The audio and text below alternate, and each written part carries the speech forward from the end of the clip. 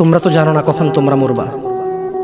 শোনো, তুমি অপরাধ করিও যদি তোমার মনে হয় আল্লাহ তোমাকে দেখে না, তখন করিও। তুমি অপরাধ করিও যদি তোমার মনে হয় আল্লাহ তোমাকে জিজ্ঞেস করবে না, তুমি নিশ্চিত বেঁচে যাবা। তুমি অপরাধ করিও যদি তোমার মনে হয় যে আল্লাহ তোমার জন্য জাহান্নাম নির্ধারণ করবে, আর তুমি আল্লাহকে বলবা আল্লাহ আপনি বললেই হবে না আমি জাহান্নামে যাব। যদি এই ক্ষমতার অধিকারী হও তাহলে তুমি অপরাধ করিও।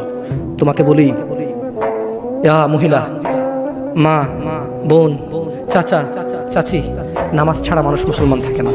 ওয়াল্লাহি আমি বলছি না কোথায় বাঁধবেন, তর্ক পরে। আমি বলছি আপনি নামাজটা স্টার্ট করেন। আমি বলছি না যে তারা ওই 20 রাকাত পড়বেন না 8 রাকাত পড়বেন।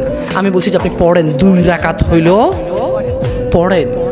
আমি বলছি যে আপনি ঈশার নামাজ 15 রাকাত দরকার নেই, আপনি শুধু 4 পড়েন। আমি কি বলছি সুন্নত বাদ দিতে? আমি বলছি যে তুমি পড়ছো না, শোনো, ভয় পেও না। ঈশার নামাজ 15 রাকাত তোমার উপরে ফরজ নয়। আমি তোমাকে না করছি না 15 রাকাত পড়তে।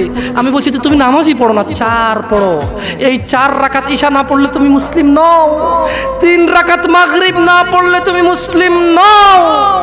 4 রাকাত আসর না পড়লে তুমি মুসলিম নও।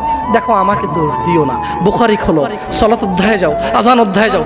আল্লাহর নবী বলেছে তারা ওরা কাফির, ওরা মুশরিক, ওদের আর আমি মুহাম্মদুর রাসূলুল্লাহ সাল্লাল্লাহু আলাইহি ওয়াসাল্লামের উম্মতের মধ্যে পার্থক্য হচ্ছে নামাজ।